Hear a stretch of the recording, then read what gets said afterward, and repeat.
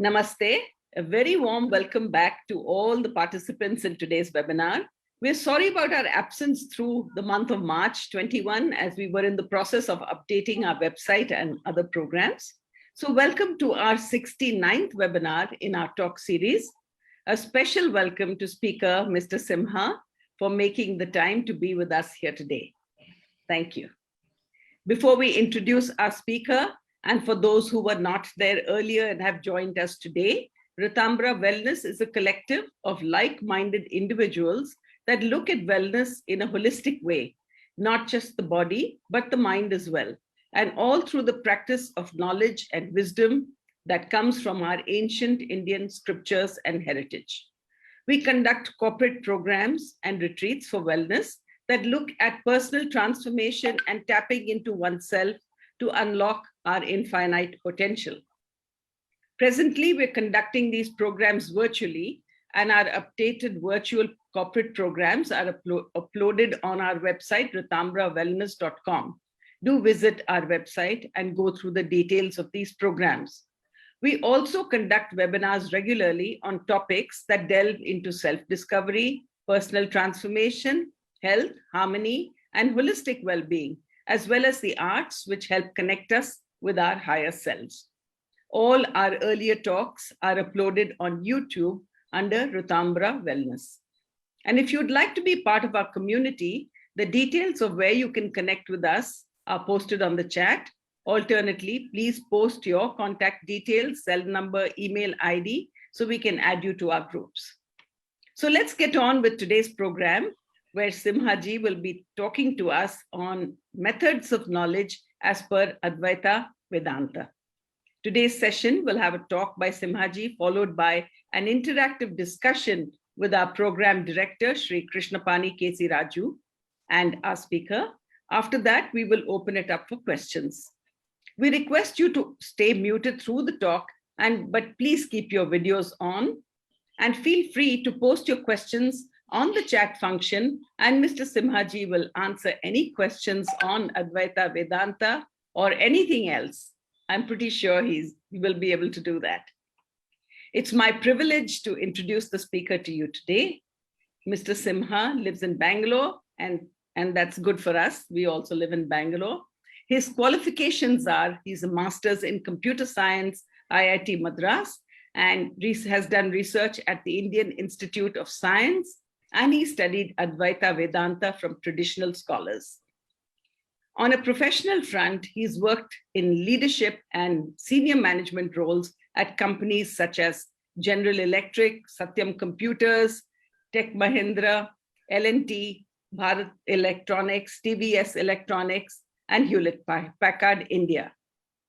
Presently, he is a trustee at Vedanta Bharati, study and research on Veda and Vedanta, and he teaches Yajur Veda, and he teaches courses on Advaita Vedanta, Upanishads, Bhagavad Gita, and other plenary texts.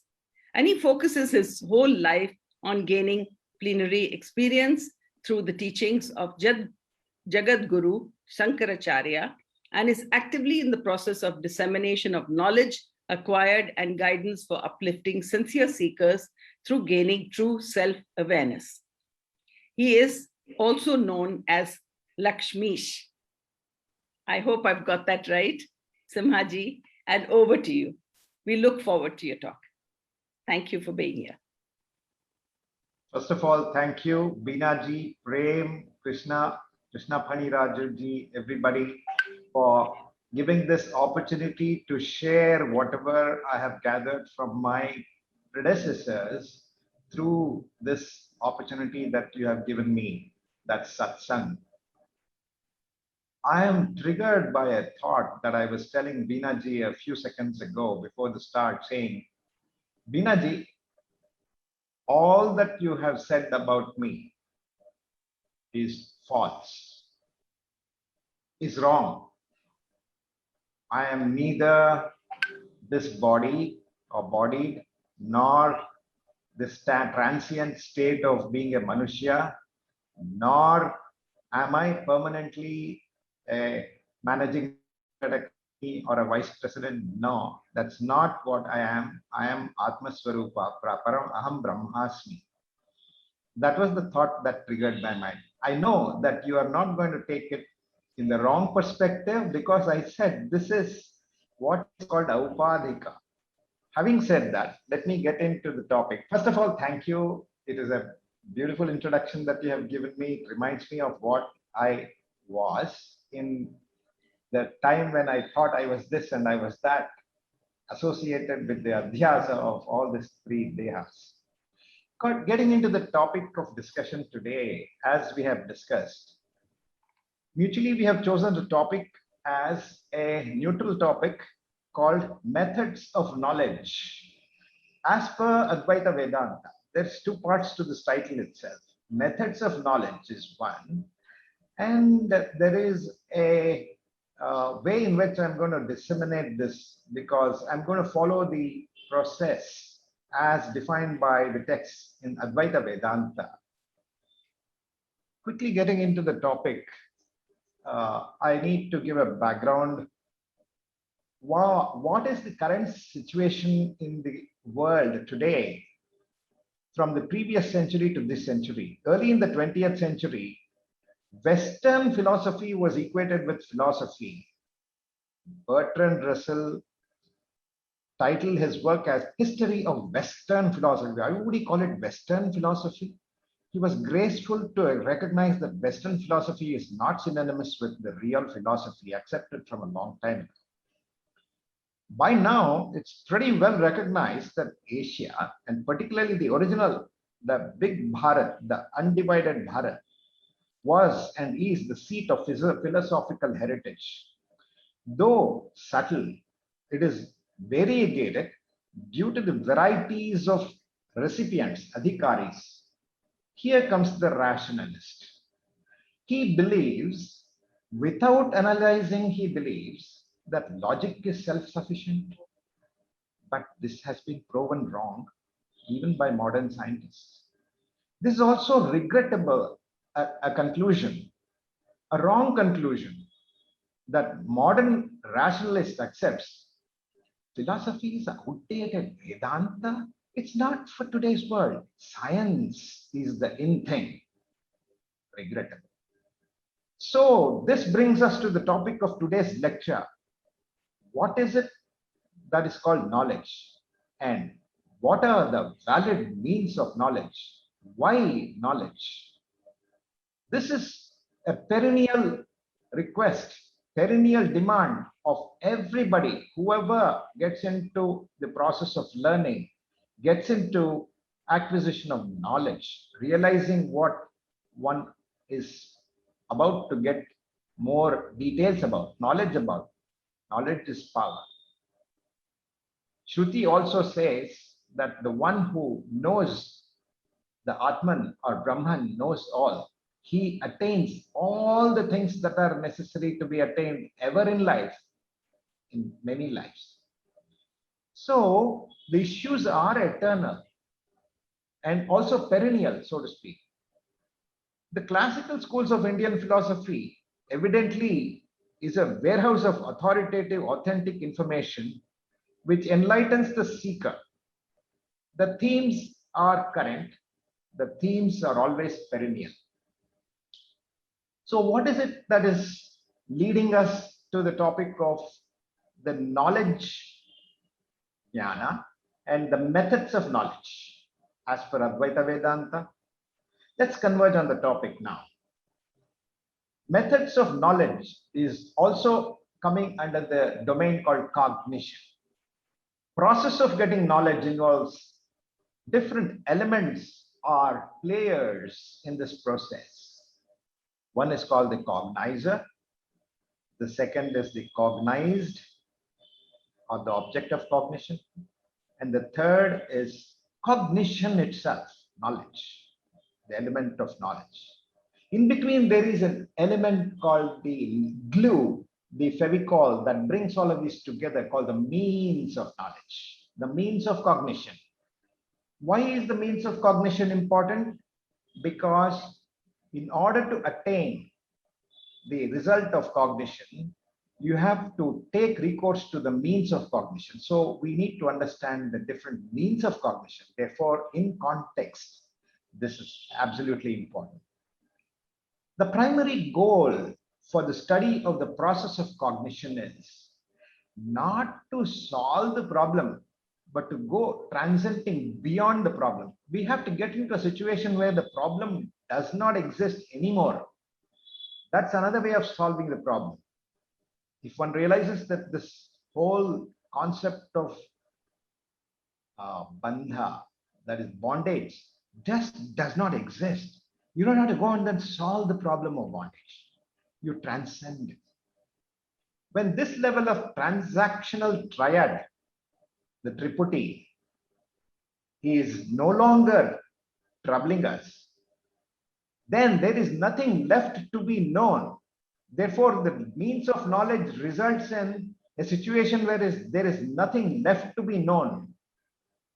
This is what is the principal factor that's there in the traditional texts of Advaita Vedanta.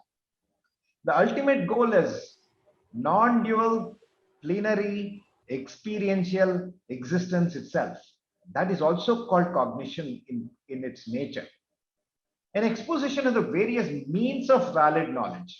I use the term valid knowledge here, in addition to the term means of knowledge, is what is being spoken about in this session in a couple of minutes now. This is coming from the fact that everyone wants to know about the self because he wants to get rid of the wrong knowledge that I am not happy, I am a bonded person, I have bondage, this world exists that spews bondage, trouble. If you realize that it is not, and what remains is the self, unbridled, unalloyed bliss, then you have transcended the problem. So, pramana. What is pramana? Pramana are the means of knowledge, methods of knowledge. Exposition of the various means of knowledge is aimed at, therefore, the realization of the self. Though by themselves, means of knowledge is relative in nature, it actually helps to transcend the problem of relative bondage. So one knowledge replaces another knowledge by the fact that the earlier understanding of what one was is going to be replaced by a refined understanding of what one is. That's what even the Shrutis talk about as layers and layers of ignorance that one crosses over, called the layers of Annamaya Kosha, Pranamaya Kosha, Manomaya Kosha, Vijnanamaya Kosha, and Anandamaya. They are like hurdles, you transcend them. Upasankramati is the term used in Shruti. I'm not going to use too many of those terms, hopefully. Various schools of philosophy exist. Advaita follows the Kumarila Bhatta's Mimamsa's school of logic. They recognize 6 means of knowledge primarily.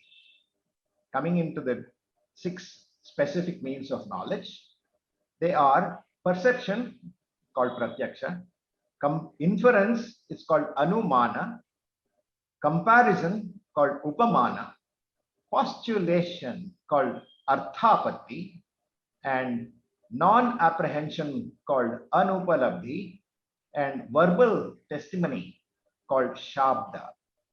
Many illustrious authors and scholars have contributed to the study and research of these 6 means of knowledge in their own way. Vedanta Paribhasha is one such text, written by Dharmaraja Advarindra.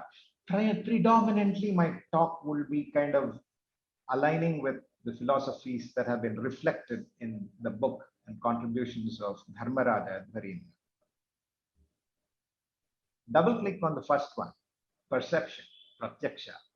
Perception is of special importance. Why? Because knowledge that is obtained from perception is immediate. Unlike the knowledge obtained by the other means of knowledge, which are inference, comparison, postulation, etc. Therefore, this knowledge is immediate. Incidentally, This immediate knowledge is given reference to when there is direct connection of your sensory organs with the so-called object of cognition. This itself is immediate, is it not? Even the so-called direct, immediate, is really not so immediate as the immediacy of the Atma Swarupa, that is the self itself. Therefore, in order to distinguish that, Vedanta talks about the knowledge of the self, very, very immediate, sakshad aparoksha. Whereas for the others, they call it pratyaksha. We'll not go into this hair splitting of that in the topic of today as we detail it, because it goes into a lot of a logical explanation, but I take that as the point of reference. So very immediate is called sakshat aparoksha, that is about the self, which is not having any need for any mediation. It's swa prakasha, that's why it says. Whereas pratyaksha is also immediate because it does not require the mind in order to intervene to discuss and infer about things. Therefore, perception, though it is given by means of the sensory objects, it is called immediate, but it's not so immediate as the perception or cognition of the self, which is perception per se. Into the detail a little bit more, the next level, there are two types, broad categories of perception. Sense perception, that is external perception, sense perception, and internal perception. What am I talking about here when you say internal perception? External perceptions are that which are caused by the five sensory organs. Everybody knows what are the five: eyes, nose, etc. But we also have perception of happiness, anger, dislike, hatred, all of those things. They are internal perception, antara pratyaksha. Both perceptions are means of knowledge. In the external sense, perception is through the sense organs. This perception is going to happen as a consequence of the sense organ coming in contact with the object. We have to understand what it means by coming into contact with the object. Does that mean that I goes and sits there? No, I'll come to that. In the final release, moksha, this is brought about by the mind, which has taken on the mode of the impartite self. Mind taken the mode of the impartite self is also given a term called akhanda akara vritti. This results in removal of all other thoughts that were wrong thoughts that were supposed to be taken as the nature of the self, and therefore akhandakara vritti, which reflects the true light of the self, the effulgence of the self, is the one that removes all other thoughts. Therefore, that is called the result in the end. I've just made a note of that, that's all. This is going to come from the so-called means of inquiry.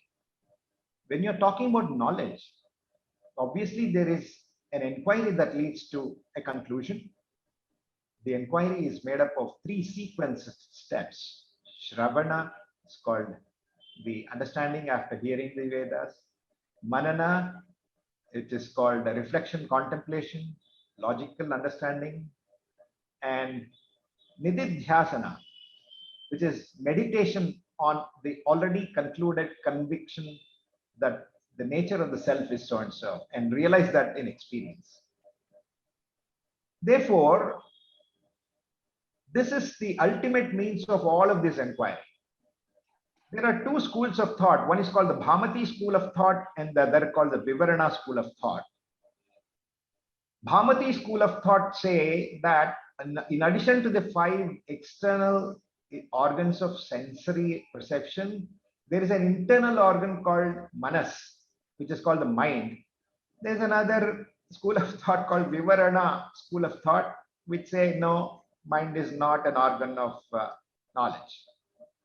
Just make a note of that, because I think there are two different expositions. Both are valid in their own way. So the object to be cognized is immediate if the cognition resulting from the object is called direct cognition, the nature of the object is a direct cognizable object. If the object is not of the nature of directly cognizable object, where it is not visible directly here, but through other means of knowledge it can be known, that's called indirect cognition. So pratyaksha or verbal, the perception is called direct cognition. The other things that I have mentioned, which are inference, comparison, postulation, non-apprehension, and even verbal testimony to a certain extent, are called indirect cognitions. Verbal testimony, incidentally, can give rise to direct cognition if the object in discussion or that's being proposed is of the nature of directness. If the verbal testimony is speaking about the nature of the self or knowledge of the self cannot be intermediate or mediate. It is always immediate. So verbal testimony can, they prove, result in direct knowledge. That's going to be a little bit of a hair splitting on verbal testimony. So it's important that that self, the knowledge of the self, is direct, which means that it doesn't need thinking in order to establish the existence of the self. Therefore, it does not need inferential knowledge in order to establish the self. Therefore, it's called it is supranational, supra-rational. All other things other than the self are infra-rational. That means they depend on inference. Therefore, Shankara Bhagavad Padacharya places a very strong, prominent place for reasoning and places it in high pedestal in all his works. Unreasoned conviction is of no use. Hence, the process of inquiry, consisting of, as I said, Shravana, Manana, and Nididhyasana, study, reflection, and meditation, lead to the ultimate aim, which is the goal of realizing the self. So in the Shastras, at no place they say, believe me because I tell so. No, you have to establish by reason. Therefore, no blind acceptance of authority is taken for granted. Corroborated always to be by rationale, that is yukti, and own experience, that is anubhava. That is a means of Vedantic thought. What is the essence of knowledge then? The essence of knowledge is, as they say, really self-shining consciousness is the essence of knowledge, the nature of knowledge. Self-revealing, it's called. It doesn't require any other light to be shown on that light for it to be known. That's why it's called self-luminous. It's also having another property of revealing other objects that come into proximity of this. Consciousness is not akin to physical light because physical light does not have is not aware of itself. Whereas the nature of the self is that it is, though a nature of illumination, it is aware of itself. Therefore, it is called self-luminous and conscious, whereas physical light is maybe luminous, but it's not conscious. It's characterized by nations. Non-luminous object requires light, yeah, but it does not have a knowledge about what it is illuminating, physical light, nor is it aware of itself. So the point is, the consciousness belongs to the cognizer, and as its very nature, it is the nature of the cognizer, and it is never recognized. Therefore, in Shastric terms, it's always a Vishayi, the observer, if I may use that expression, and never an observer. Even mental states, that is the vrittis, are observed. They are by courtesy called knowledge because they are reflecting the nature of the self, the consciousness in the modes of the mind. Therefore, it is by courtesy called jnana or consciousness or knowledge. Actually, the nature of consciousness is nothing but the self. How can that be explained? If you take a dark room in which It is night at that time and there is no light externally. There are stained glass windows which have beautiful paintings or colorings on the glass of the windows. When there is no external light, there is no way you can see the picture on the stained glass windows. When there is morning and there is sunlight, suddenly all the things that are there on the sun, on the stained glass, like the people, the environment, the meadows and all that, they come into existence. Did you not see all of these things when there was darkness outside?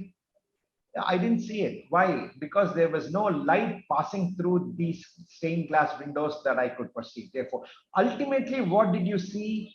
You saw what light passed through the stained glass windows of the sun. The sunlight passed through these. Therefore, in a similar way, it is the reflection of the self-conscious, self-luminous self that gets reflected in these modes of the mind.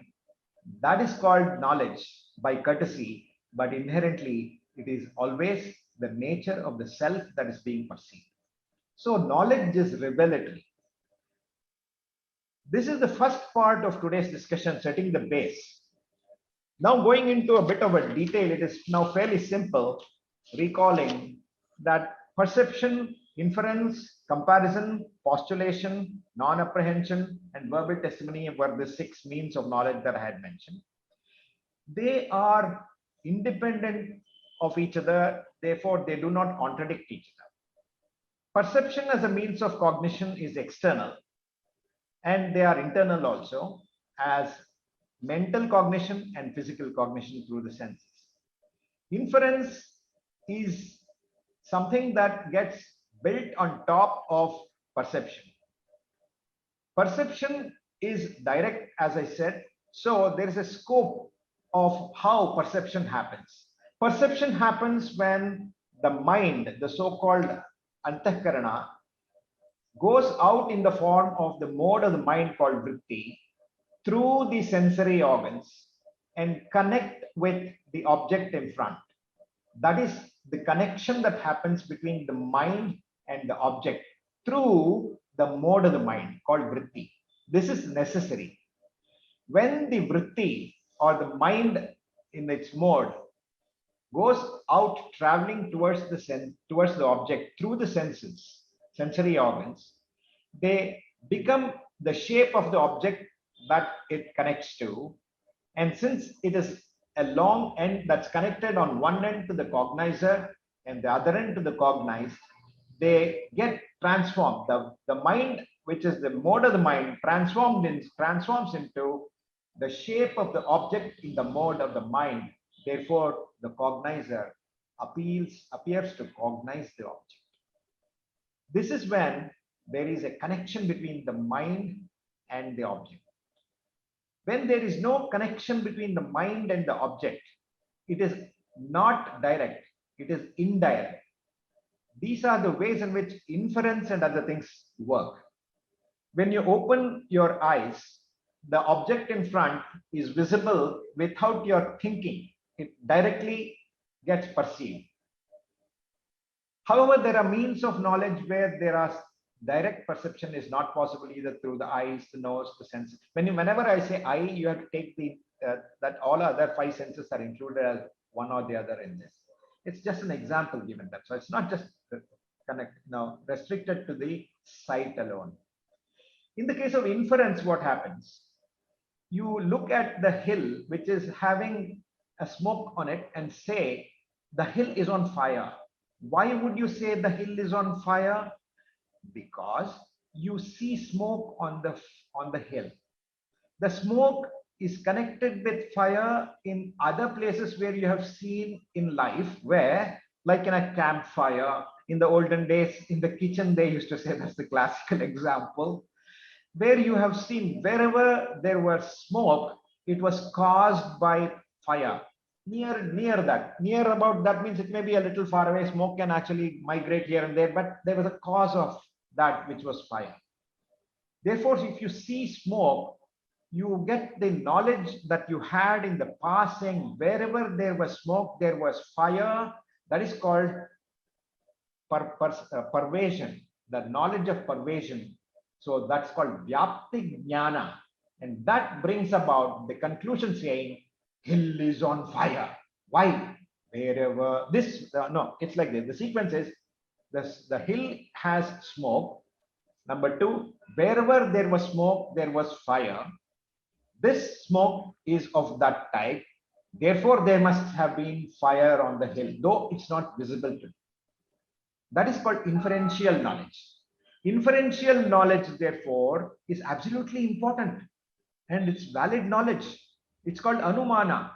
On a lighter way, people who speak Kannada, they use the word Anumana in a very wrong way. They use Anumana as synonymous with Shanka. Shanka is doubt. Anumana is not doubt in Sanskrita, it is valid knowledge, conviction, going forward.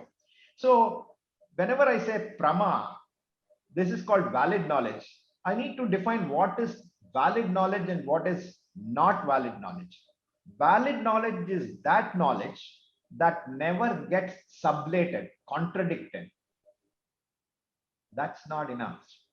Valid knowledge, according to the Sanskrit term prama, is also given another term called not hitherto understood, not hitherto known, anadhigata.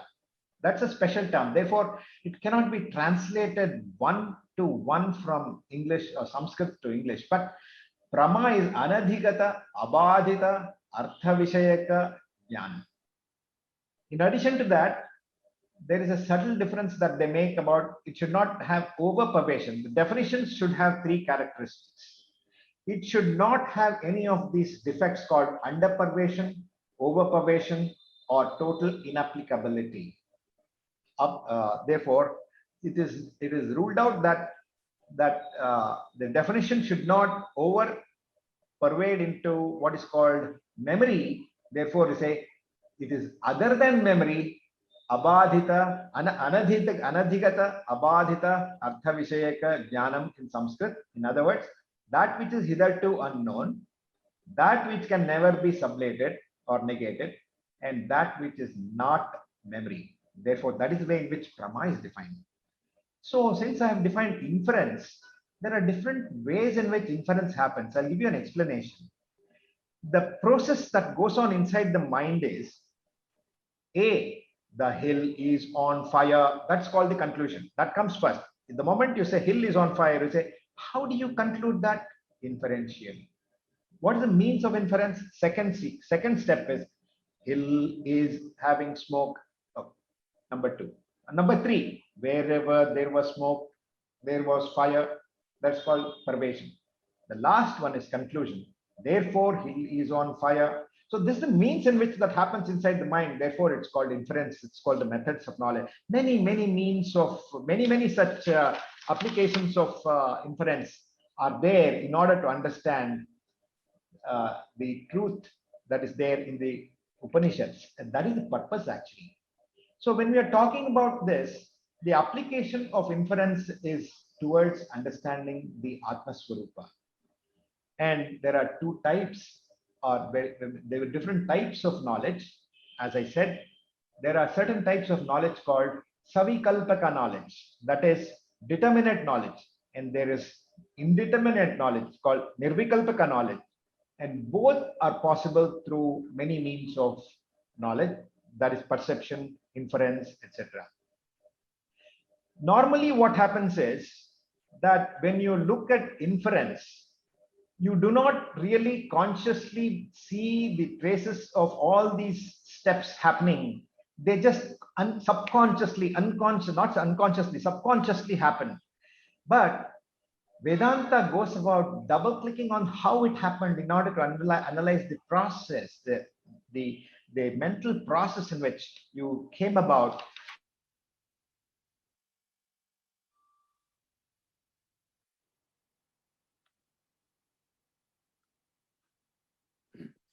Simaji, I'm sorry, you're muted. Okay, now? Yeah, okay. How many seconds was it? 2 seconds. Maybe a minute. Oh, was it a minute? Oh, I was talking about Anumana. Anumana is at the core of Anumana is knowledge of the perception, that is on the basis of which inference is built on. Knowledge of the invariable concomitant is called Vyapti, and the Anumana is based on perception coupled with the knowledge of the concomitant invariable concomitants. The knowledge of the Vyapti is therefore a result for another knowledge.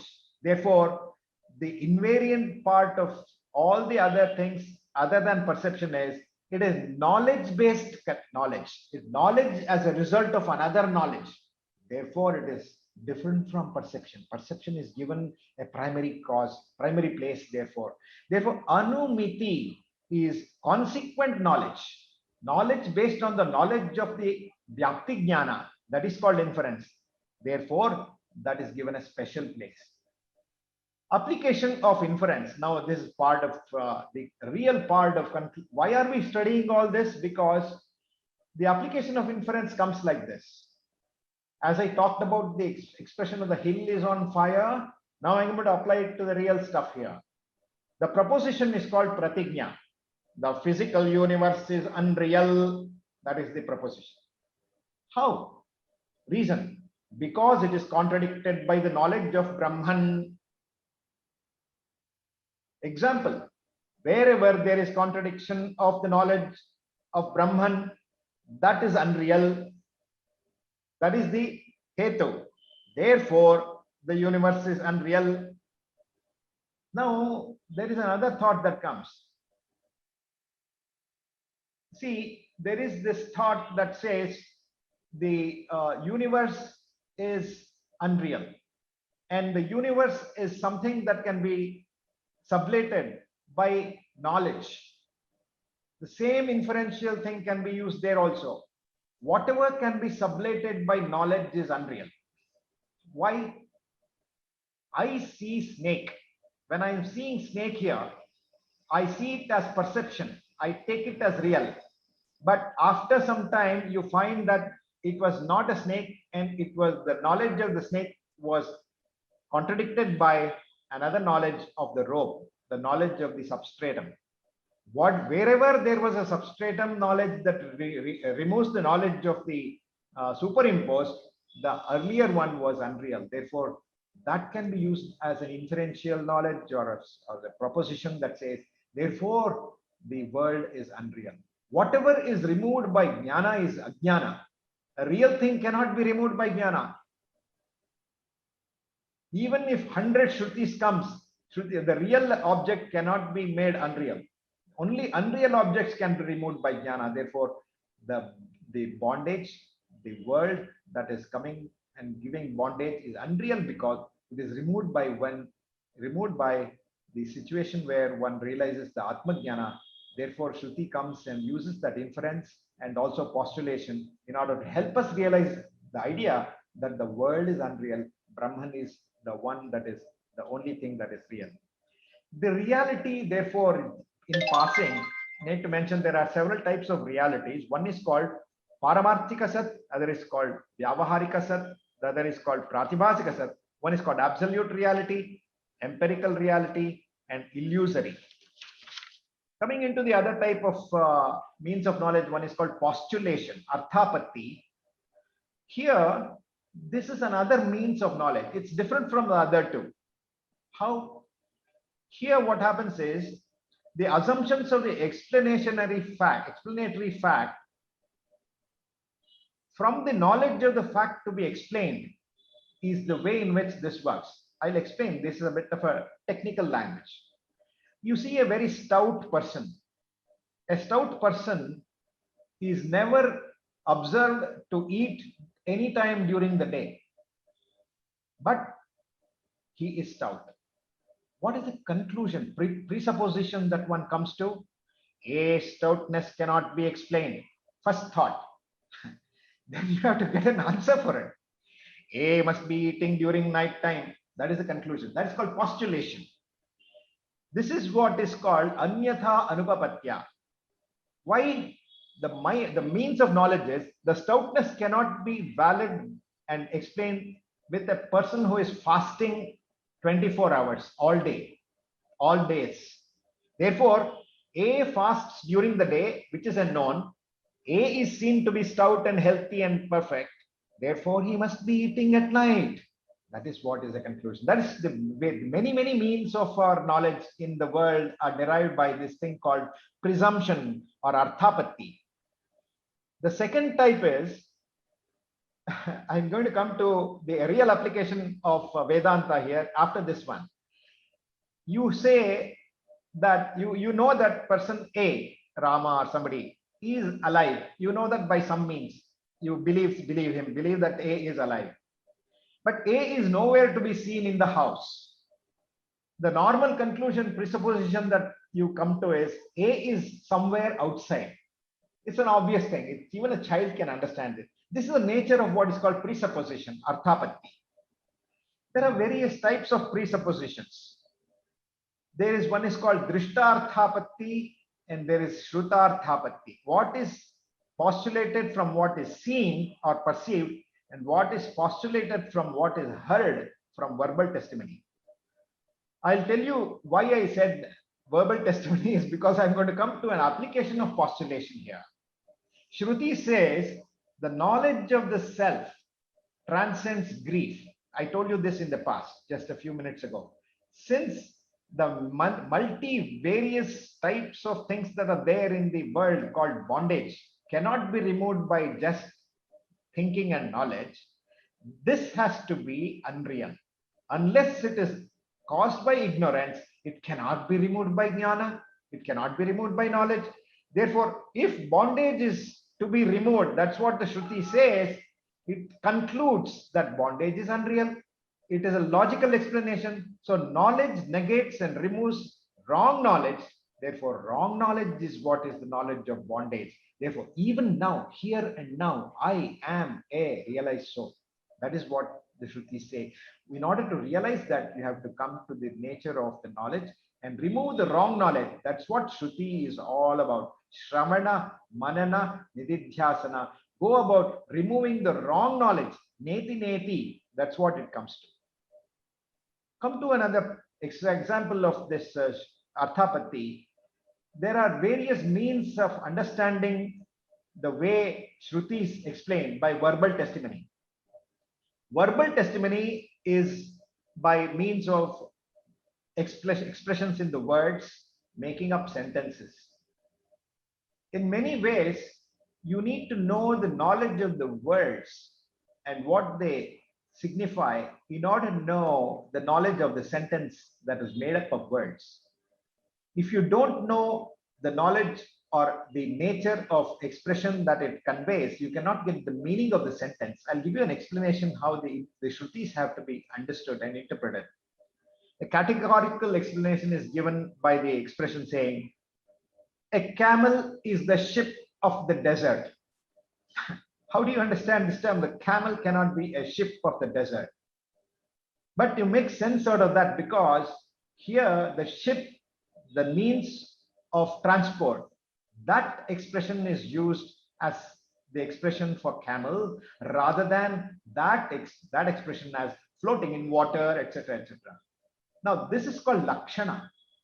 The same expression is given multiple expressions in terms of vachyartha, that is the verbal literary meaning, and pointed to as lakshana. And in the Shruti, the verbal testimony, it has to be understood by the meaning of the words that form the sentence, the prior understanding of that knowledge, which is essential to understand the sentence which is made up of those words.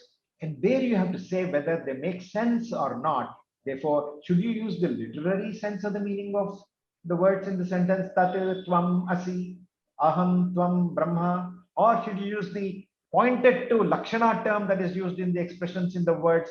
That has to be understood. Therefore, the means of knowledge called verbal testimony is studied in order to give expressions to what is called the vakyartha or shabda bodha. So there are these different ways. In order to understand the absence of an object, yeah, I got the point. 5 minutes. So thank you. There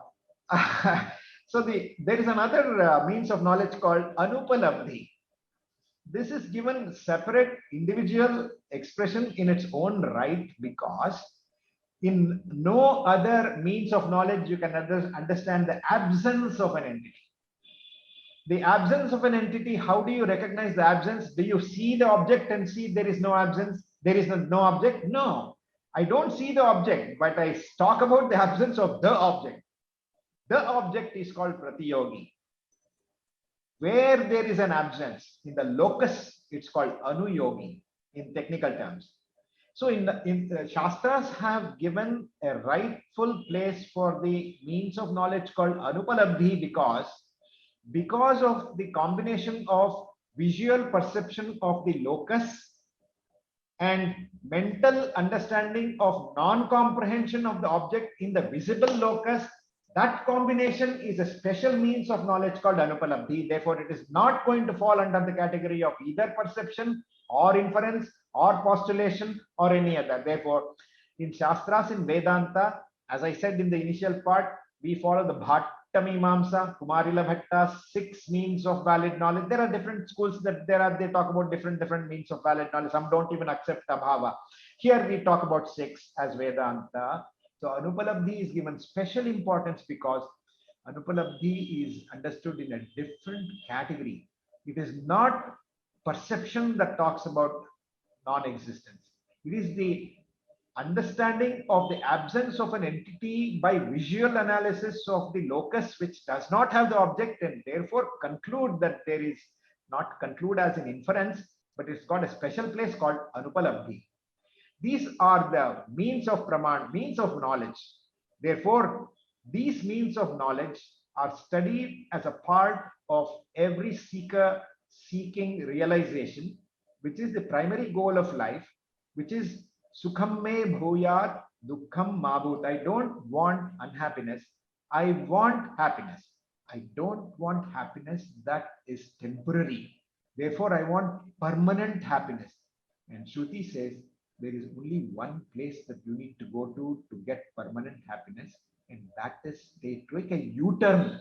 All these indriyas are turned outside. You take a U-turn, come towards the Atma Swarupa and learn the nature of the self.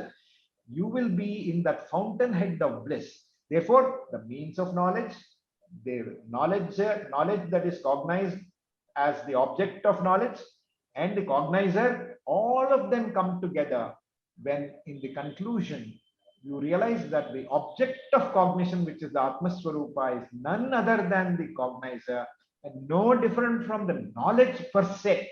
Therefore, the means of knowledge is a means of removal of wrong knowledge in the essence. So that's what is the essence of the means of knowledge. And I referred to a small cross section, a small subsection of what Dharmaraja Adhvarendra has written in his extraordinarily revered book text called Vedanta Paribhasha, on which there are several commentaries. There were commentaries even in the past. So I thought I would give a brief explanation. The primary aim of this talk is to kind of give you a trigger to learn more about the subject rather than tell all. So with this, I wish and pray that all of you will get enthused to know more about the self through the means of knowledge. And I pray that I have been able to communicate what I had in mind with a little bit of so-called encryption, if I may use the word, because I didn't go into the details of everything in this 35-40 minutes. So I conclude here by saying these 6 means of knowledge are primary and they need to be studied, understood in order to realize the self, which is the ultimate Parama Purushartha of all beings. Thank you. Thank you, Samaji. Thank you so much. It was very interesting. And may we have Krishnapani ji? Thank you. Yeah. Thank you, Simha ji. I should profusely thank you on behalf of all the participants here. because you have tried to introduce a subject which is quite profound and esoteric in one way. And generally, people are not exposed to this level of ratiocination and logic, and the getting into what in the philosophical term is epistemology. The epistemology is going into the very nature of knowledge, the limitations of knowledge, and the methods and means that are adopted to understand the world around us first. I think the Indian system, the Indic culture and tradition have always started from the known and then moved on to the unknown. And you have brought in these 6 methods of cognition or knowledge, which are essential for understanding the limitations of knowledge at one level, and also the means to transcend that knowledge. That's what is more important. As you have rightly mentioned, you can't solve your problems. You have to dissolve your problems. The dissolution of the problems is possible only when you transcend them. That's a very interesting point which you have made right at the beginning, that it is a question of transcending the problems. That is one good takeaway for me, and I'm sure others would also agree with me. And another important point which has been emphasized in your talk is that the ancient Indian philosophical thought and the wisdom that is presented to us does not talk about blind acceptance of authority.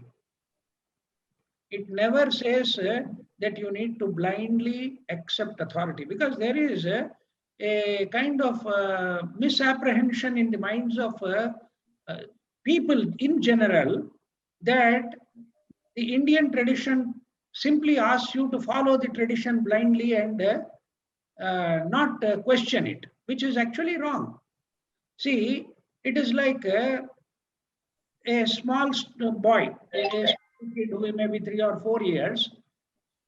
If he starts asking too many questions which cannot be answered at that level, only then we say that you follow what is being said now. Later on, things will become much clearer to you as you grow. So that is precisely the point to be understood, because if we stop growth, we will never understand. We will be forced to blindly follow and accept somebody's authority. This is the second important point which I have grasped from your talk. Yes. And the third one is the emphasis on the self-luminosity of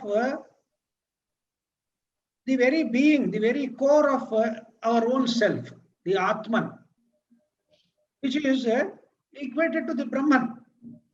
It's only the intermediary or the avidya that is coming into picture, which prevents the realization of this unity of the Atman and Brahman, because the cognizer, as you have earlier mentioned, is self-luminous.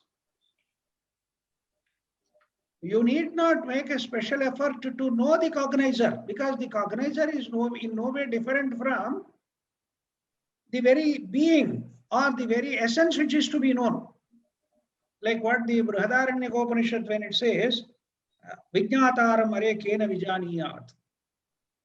How to know the knower becomes a question. So these methods of knowledge will lead you progressively to come to a stage where you are able to know yourself.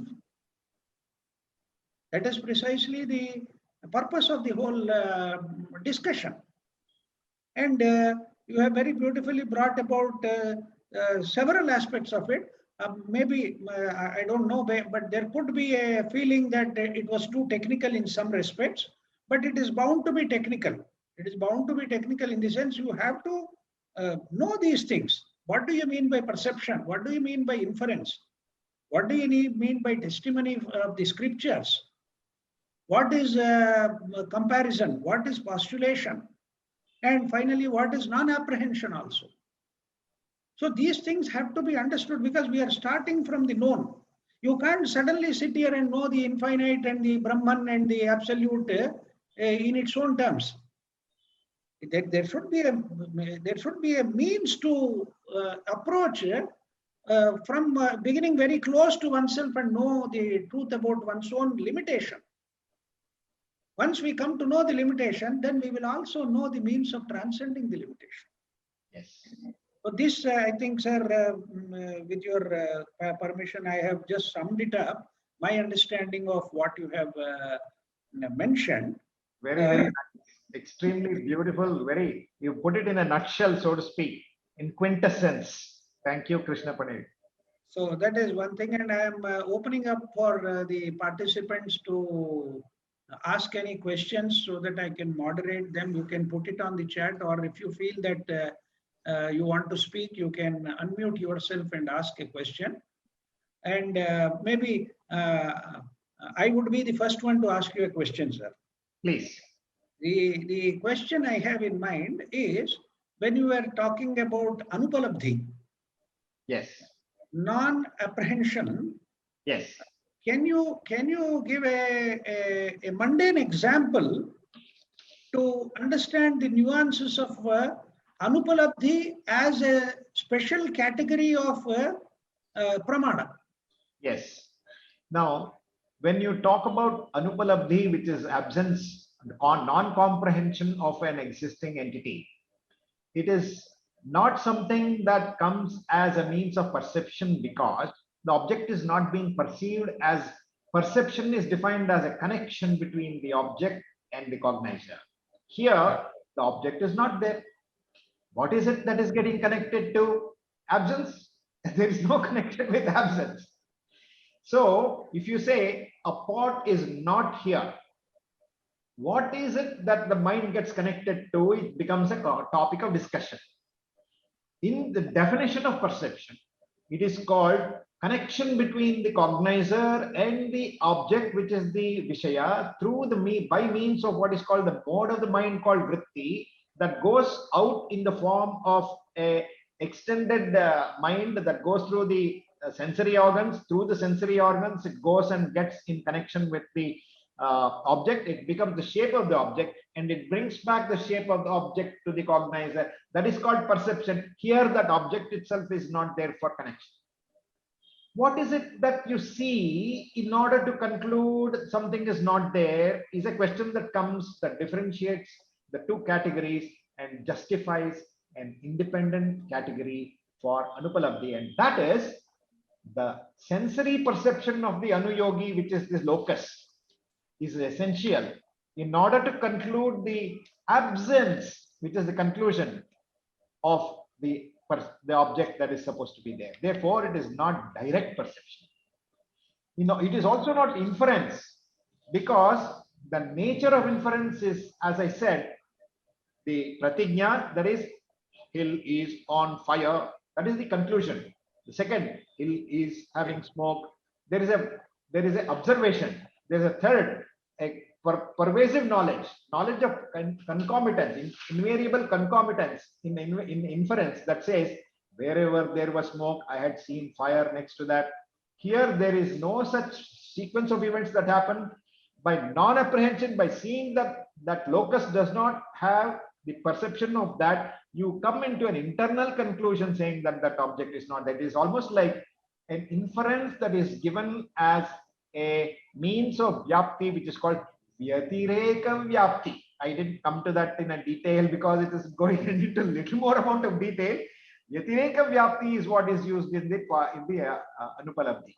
So it has to have an independent place of cognition in order to understand that there is an absence of an object. It is not perception per se. That's okay. Can I put it in a slightly different manner about how I understand it is, please, that what was there earlier is absent now. I have a sense of having seen that object earlier, and that object is now absent. So it is how I am relating to it is that it was there, which I have seen earlier, or which memory of which I have, but when I come to it, I do not see it right now. I do not see it right now because I am trying to correlate this to the grammar also. Indian, the grammar has also got a philosophy of its own.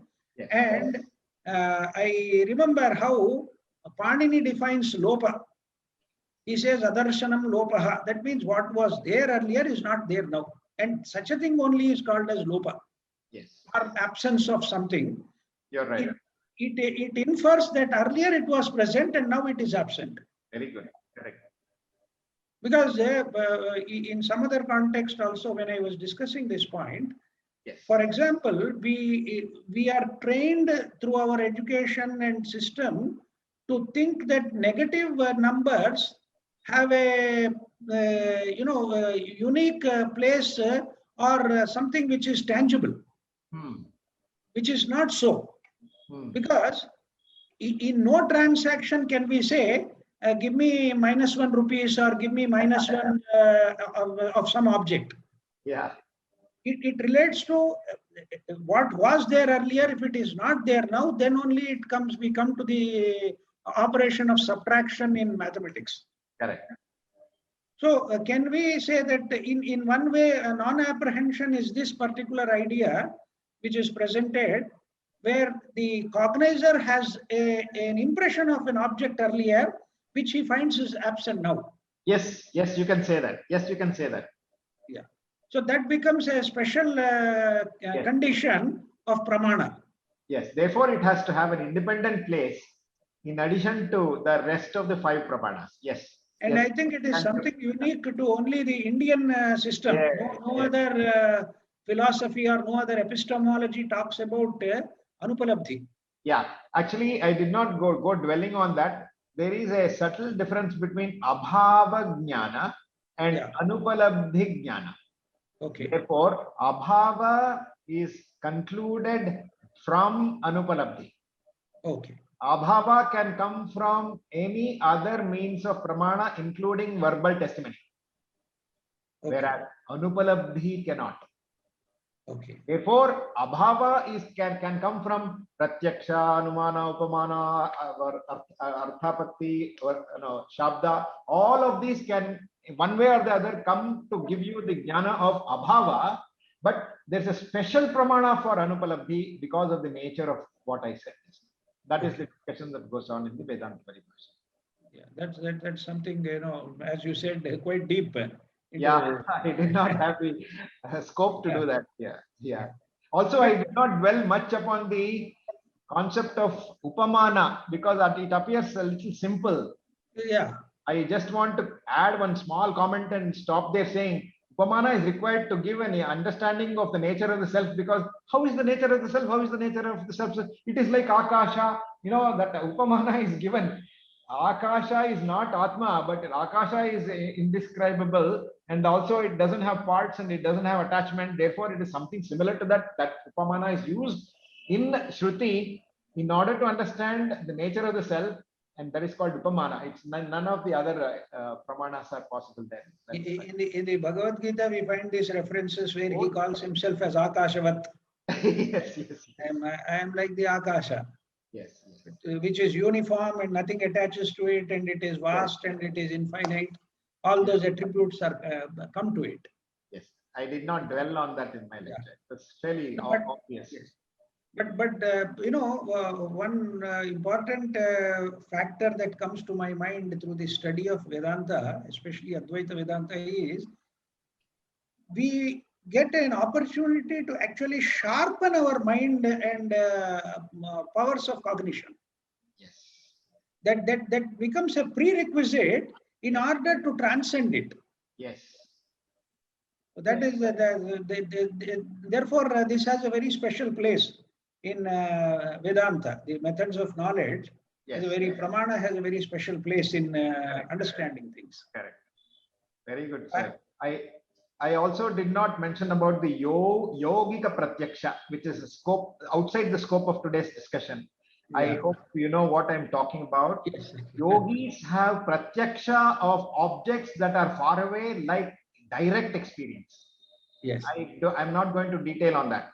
And yogis have direct experience, like the palm of the hand having a fruit on top of the palm of my hand. They can see as real as it of past time, future time, and present time. That is yogika pratyaksha. I have not gone into that because it's too detailed. Yeah, because that is where Patanjali talks about the Vibhuti Yoga. Vibhuti Yoga, it talks about the Siddhis. Yeah, I have not gone into that at all. Yes, that's okay, because that's as you said, is a slight diversion from the main topic.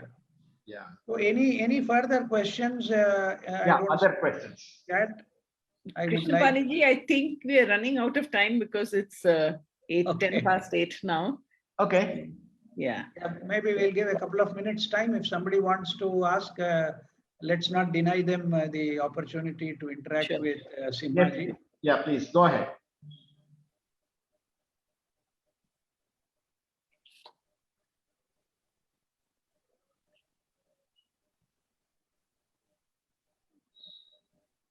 So I have a question, Simhaji. You talked about the vrittis, about the vrittis of the mind, right? Yeah. Is that an energy between the cognizer and the mind and the actual object that's cognized?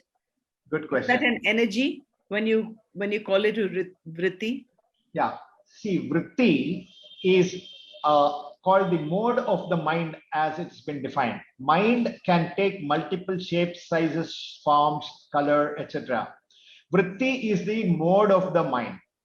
What is the nature of the vritti? It can expand, it can go into different physical locations, it can take the form of the object that it connects to. The cognizer is sitting here, the pot is sitting there. How does the cognizer know about the pot? You must have a logical explanation. The cognizer has got connection with what is called his mind, antahkarana, but it does not have the shape of the pot in it right now. Therefore, there needs to be, if you have to say that the cognizer gets to know about the pot, there has to be a connection between the form or shape and size and color of the pot and the cognizer, and that link is established by a concept called vritti, mano vritti or antahkarana vritti.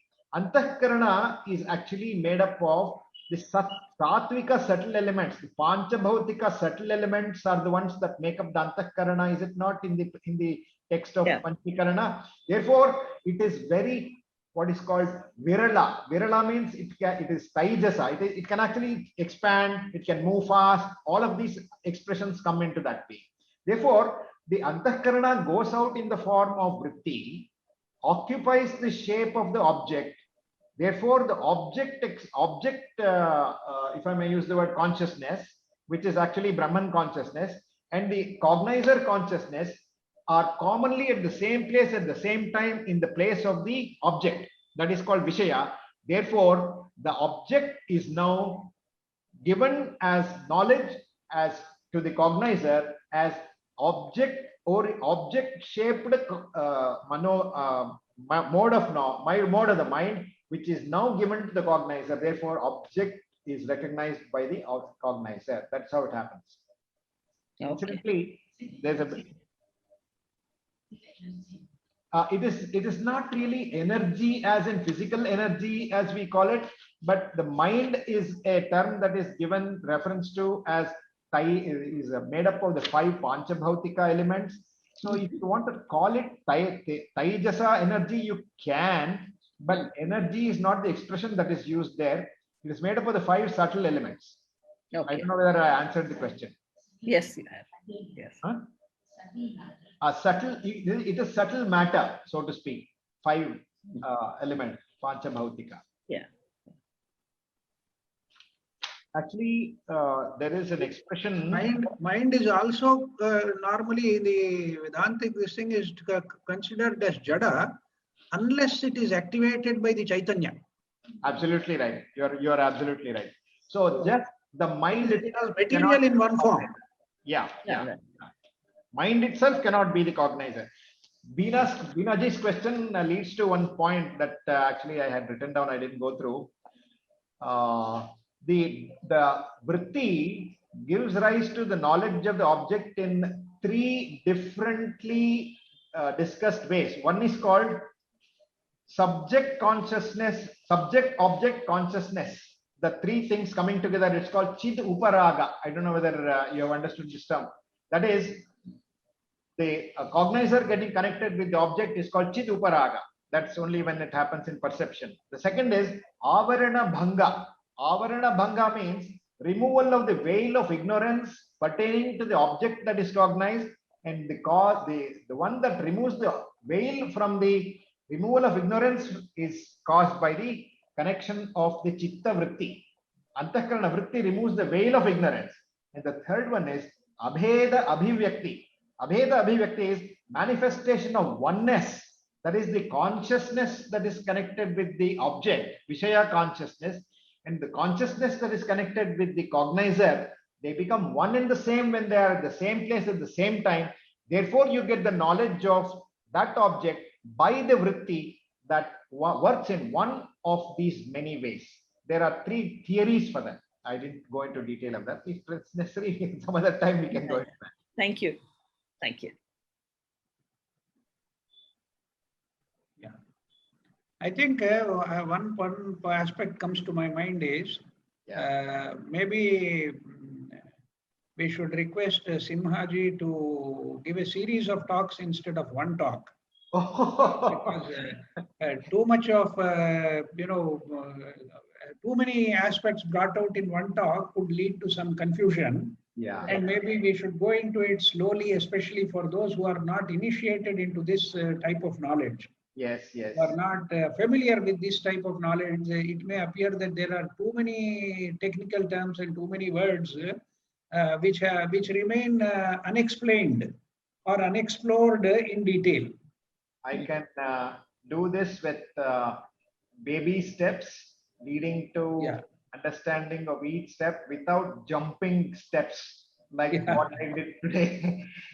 Hop, step, and jump. Instead of that, go take a calm walk and explain every step of the way. Yeah, I think we can configure something like that, and you have all the experience to configure a series of talks. How many series of how many things you can find and let me know. If possible, sure. I can be of assistance in any way. Thank you. Thank you so much, Simhaji. Krishnapani-ji, shall we conclude then? Yes, please. I would like you to propose a vote of thanks. Thank you so much, Simhaji, and thank you also, Krishnapani-ji. So very, very informative, but very, very profound. Lots of contemplation required for everything that was you talked about today. And thank you so much to all the participants for your valuable presence this evening. Please join us for our 2 upcoming programs. On Friday, 23rd April, we have Mr. Steve Friedman. He'll be discussing about his book, In Search of Courage, and how to overcome introversion. He explains his life in corporations as being an introvert and how he helped himself overcome this fear. This program starts at 7 p.m. IST onwards. And then on 24th Saturday, we have a very, very special workshop about raw foods by renowned natural food expert Antara Hazarika, where Antara will share her journey into raw foods and healing oneself.